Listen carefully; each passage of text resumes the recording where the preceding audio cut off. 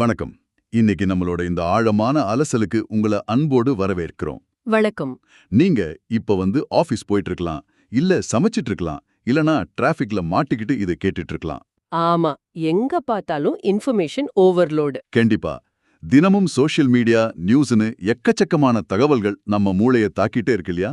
இதுல எதை எடுத்துக்கிறது, எதை விடுறதுன்னு உங்களுக்கு ஒரே குழப்பமா இருக்கும். உங்களோட அந்த தகவல் சோர்வை போக்கி உங்க நேரத்தை வீணாக்காம ரொம்ப தெளிவான ஒரு அறிவை கொடுக்க போற பதிவு தான் இது. கரெக்ட். இன்னைக்கு நாம எந்த புத்தகத்தை அலச போறோம் தெரியுமா?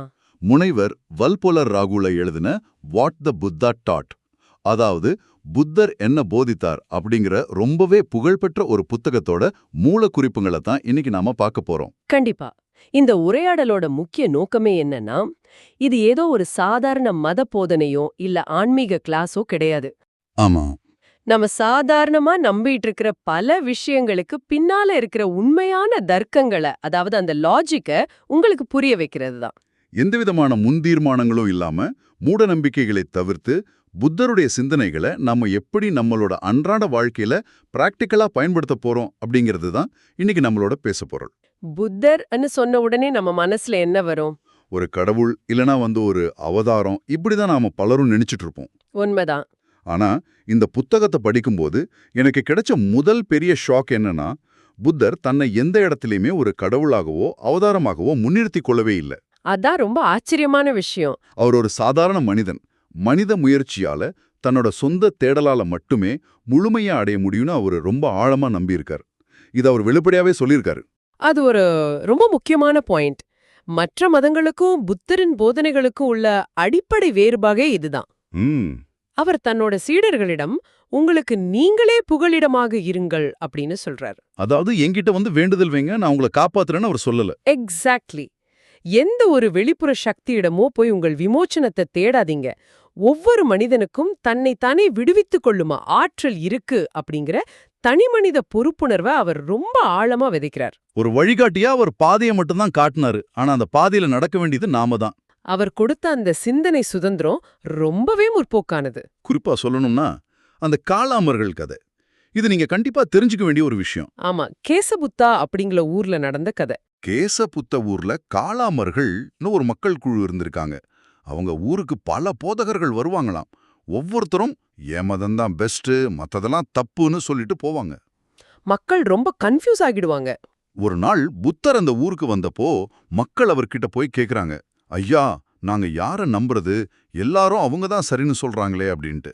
இன்னைக்கு நம்ம ஃபேக் நியூஸ் காலத்துல வாட்ஸ்அப் ஃபார்வர்ட்களை பார்த்து நாம கேட்கிற அதே கேள்விதான் இது. ஆமா, அதுக்கு புத்தர் சொன்ன பதில் தான் வரலாற்றிலேயே ரொம்ப முக்கியமான ஒரு மைல்கல்.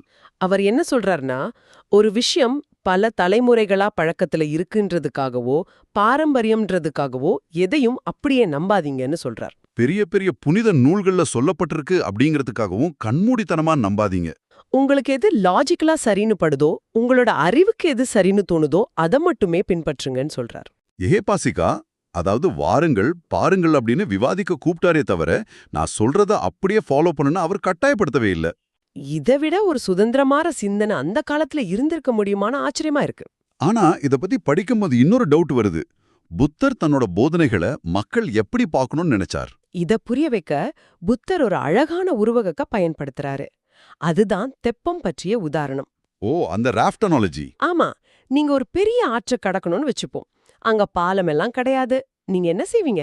சுத்தி இருக்கிற மரக்கிளைகள் இலைகள் எல்லாம் சேர்த்து ஒரு தெப்பத்தை உருவாக்குவோம். அதை வச்சு கஷ்டப்பட்டு ஆற்று கடந்து அக்கறைக்கு போயிட்டீங்க.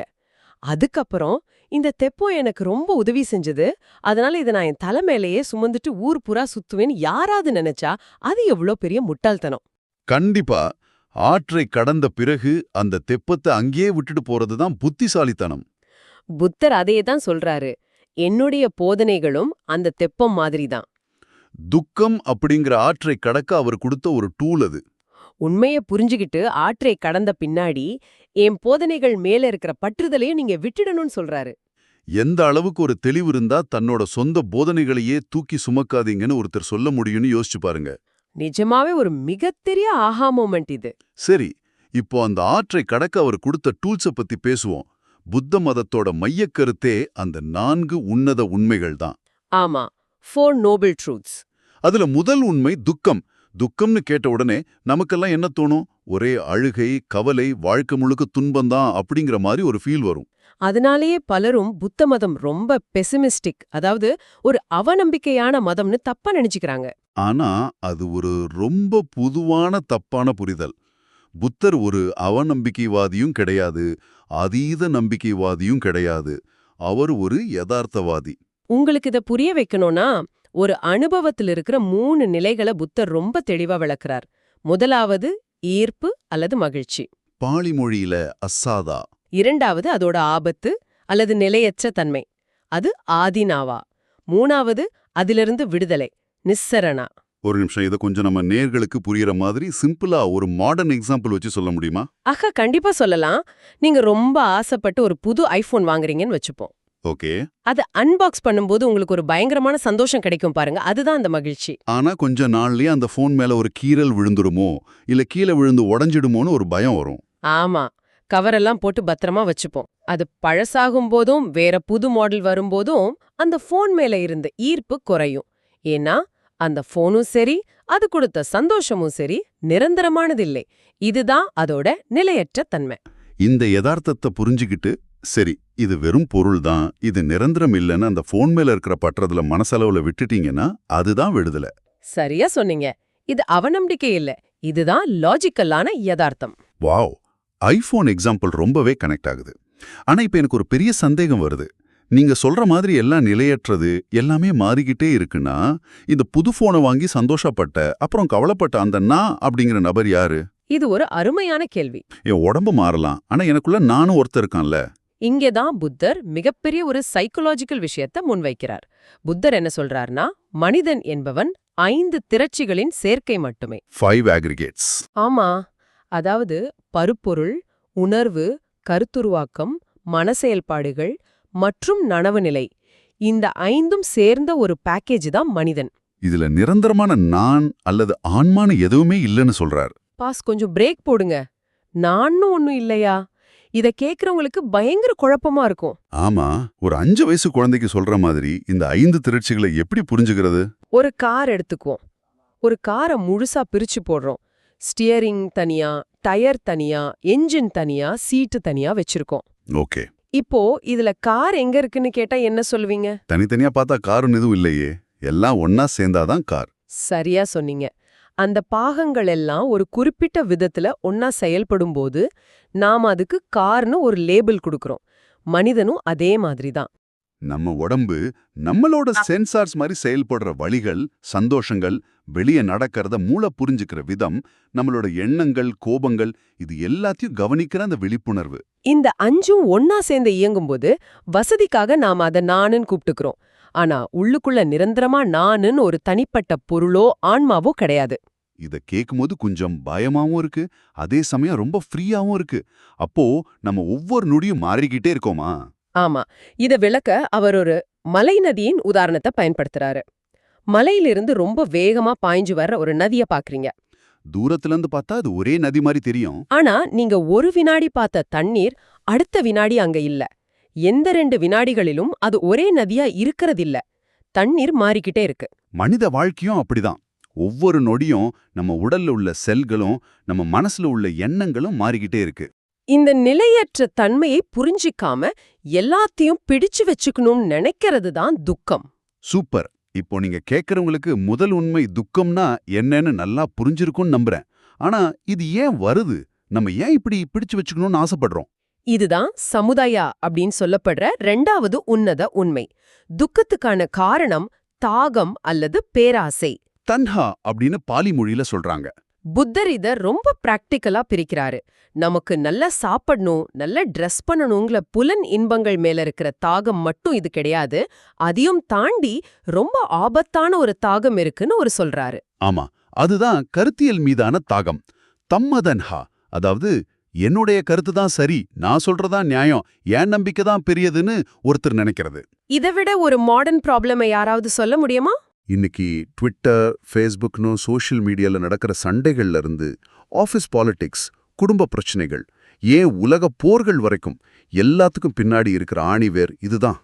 என் கருத்து தான் சரின்னு சொல்ற அந்த தாகம் தானே. இத புத்தர் 2500 வருஷத்துக்கு முன்னாடியே சொல்லியிருக்காருங்கிறது ரொம்ப ஆச்சரியமா இருக்கு. அதுல இன்னொரு முக்கியமான விஷயம் நீங்க கவனிக்கணும். துக்கத்துக்கான காரணமும் சரி, அதை அழிப்பதற்கான தீர்வும் சரி நமக்குள்ளதான் இருக்கு. வெளியில எந்த ஒரு மாய சக்திகிட்டயும் நாம போக வேண்டியதில்ல. இயற்கையோட விதிப்படி ஒரு பொருளுக்குள் உருவாகும் தன்மை இருந்தா அதுக்குள்ளேயே அழியும் தன்மையும் கண்டிப்பா இருக்கும்.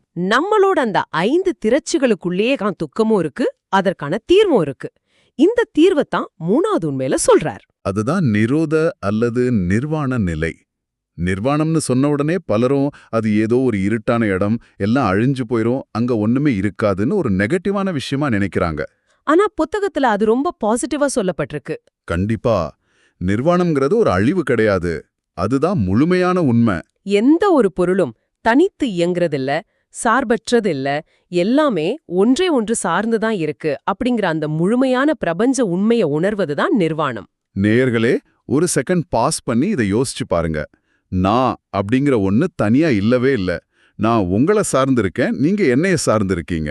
நாம சுவாசிக்கிற காத்து, சாப்பிடுற சாப்பாடு எல்லாமே ஒன்னோட ஒன்னு கனெக்ட் ஆயிருக்கு. இது எவ்வளவு ஒரு பெரிய ரிலீஃப். இதை உணர்ந்துட்டா நமக்கு ஏன் இன்னொருத்தர் மேல கோபம் வரப்போகுது? சரியா சொன்னீங்க. ஆனா இத மனிதன் சகஜமா ஏத்துக்க மாட்டான். ஏன்னா மனிதனுக்கு எப்பவுமே ஒரு பாதுகாப்பு தேவைப்படுது. தன்னோட சுய பாதுகாப்புக்காக தன்னை ஒரு அப்பா மாதிரி காக்க கடவுள் அப்படிங்கிற ஒரு கருத்தை மனிதன் உருவாக்கினான். அதே போல தான் என்றென்றும் வாழணும், தனக்கு ஒரு நிரந்தர இருப்பு வேணும் அப்படிங்கிற சுயநலத்துக்காக நிரந்தர ஆன்மா அப்படிங்கிற கருத்தையும் உருவாக்கினான். ஆனா புத்தரோட ஆன்மா இல்ல, அதாவது அனிதா கோட்பாடு மனிதனோட இந்த அடிப்படை மாயைகளுக்கு நேர் எதிரானது. நீரோட்டத்துக்கு எதிரா நீந்துற ஒரு விஷயம் இது. உண்மையான விடுதலைங்கிறது இந்த ஆன்மாங்கிற மாயையை உடைக்கிறது தான். ஏன்னா ஆன்மான்னு ஒன்னு இருந்தாதானே இது நான், இது எனது, இது என் சொத்துங்கிற சுயநலம் வரும். அங்கிருந்து தானே பேராசையும் வெறுப்பும் தொடங்குது. அதனாலதான் புத்தர் இந்த கோட்பாட்டுக்கு இவ்ளோ முக்கியத்துவம் கொடுத்திருக்கார். ஓகே, இதெல்லாம் கேக்குறதுக்கு ரொம்ப நல்லா இருக்கு, பயங்கர தத்துவார்த்தமா இருக்கு. ஆனா நான் நாளைக்கு காலையில எழுந்து ஆபீஸ் போகணும், இஎம்ஐ கட்டணும், ஃபேமிலிய பாத்துக்கணும். எனக்கு இதெல்லாம் எப்படி பிராக்டிக்கலா செட் ஆகும்? இது ஒரு நியாயமான கேள்வி. இதுக்கான விடையத்தான் புத்தர் தன்னோட 4வது உண்மையில சொல்றார். அதுதான் எண் வகை வழிகள் அல்லது மத்திம வழி. இத பாலி மொழியில மக்கா அப்படின்னு சொல்றாங்க. இது மனிதனோட ஒழுக்கம், மனக்கட்டுப்பாடு மற்றும் அறிவை வளர்க்கறதுக்கான ஒரு முழுமையான பிராக்டிக்கலான பயிற்சி. இந்த 8ஐயும் நாம மனப்பாடம் பண்ணிக்க வேண்டியதில்ல. ஆனா இதுல புத்தர் வைக்கிற ஒரு முக்கியமான பேலன்ஸ் பத்தி நம்ம கண்டிப்பா பேசி ஆகணும். மனிதனுக்கு கருணை மற்றும் அறிவு ஆகிய இரண்டும் சமமா இருக்கணும்னு அவர் சொல்றாரு. ஆமா, அது ஒரு பறவையோட 2 சிறகுகள் மாதிரி. இந்த ரெண்டும் பேலன்ஸ்டா இல்லன்னா என்ன ஆகும்னு புத்தர் ரொம்ப அழகா வளர்க்கிறார். ஒருத்தருக்கு அறிவு சுத்தமா இல்ல, ஆனா ரொம்ப கருணையான ஆளுன்னு வச்சுப்போம். அவர் ஒரு நல்ல மனதுள்ள முட்டாளா மாறிடுவார். உலகத்துல எல்லாரும் அவரை ஈஸியா ஏமாத்திட்டு போயிடுவாங்க. கரெக்ட்.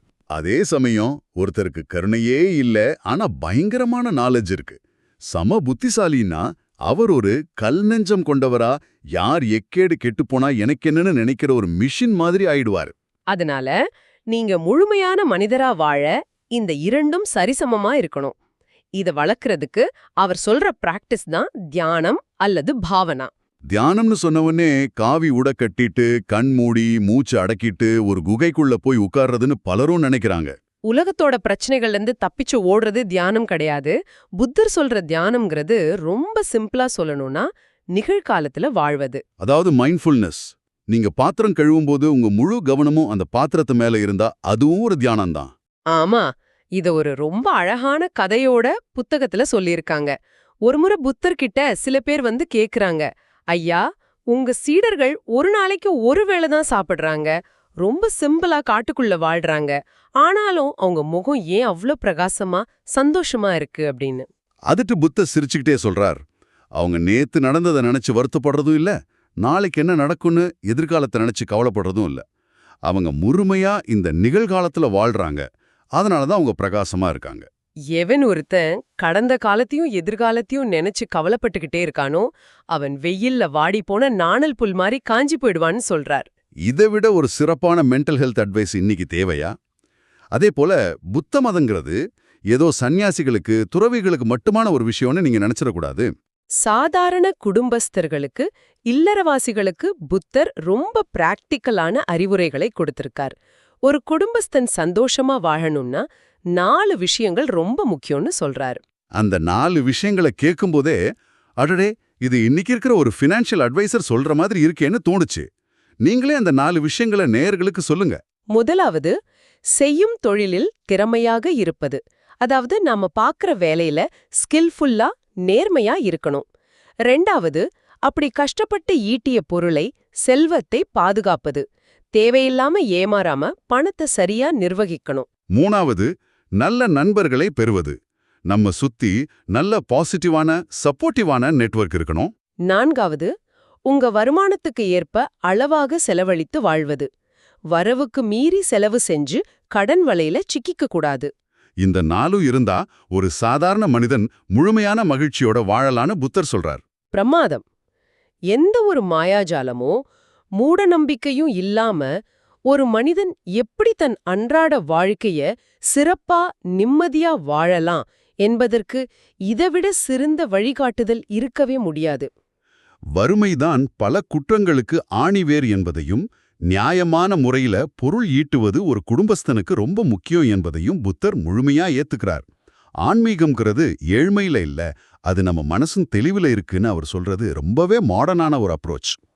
சுருக்கமா சொல்லணும்னா, இன்னைக்கு வன்முறையும் மன அழுத்தமும் நிறைஞ்சிருக்கிற இந்த உலகத்துக்கு புத்தரோட அஹிம்சை, அன்பு மற்றும் நிகழ்கால விழிப்புணர்வு ரொம்பவே தேவைப்படுது. உங்களை நீங்களே வெல்வதுதான் போர்க்களத்துல 1000 பேரை வெல்வதை விட பெரிய வெற்றி அப்படிங்கிற அவரோட வார்த்தைகள் காலங்கள் கடந்தும் நிலைச்சு நிற்கக்கூடிய ஒரு உண்மை. ரொம்பவே ஆழமான சுவாரஸ்யமான ஒரு உரையாடலா இது அமைஞ்சது. சரி, இந்த விரிவான தேடல்ல நாம முடிக்கிறதுக்கு முன்னாடி இதை கேட்டுட்டு இருக்கிற உங்க சிந்தனைக்கு ஒரு செம்ம ட்விஸ்டான கேள்வியை நான் வைக்க விரும்புறேன். சொல்லுங்க. நாம கொஞ்ச நேரம் முன்னாடி தான் பேசணும், நிரந்தரமான ஆன்மான்னு ஒன்னு இல்ல, நான்னு ஒருத்தன் இல்லைன்னு. அப்படியானால் நாம் செய்யும் நல்ல விஷயங்களுக்கும் கெட்ட விஷயங்களுக்கும் பலனை அனுபவிப்பது யார்? ஆன்மாவே இல்லேனா அப்புறம் நிர்வாண நிலையை அடையிறது யாரு? இது ஒரு மிகப்பெரிய கேள்வி.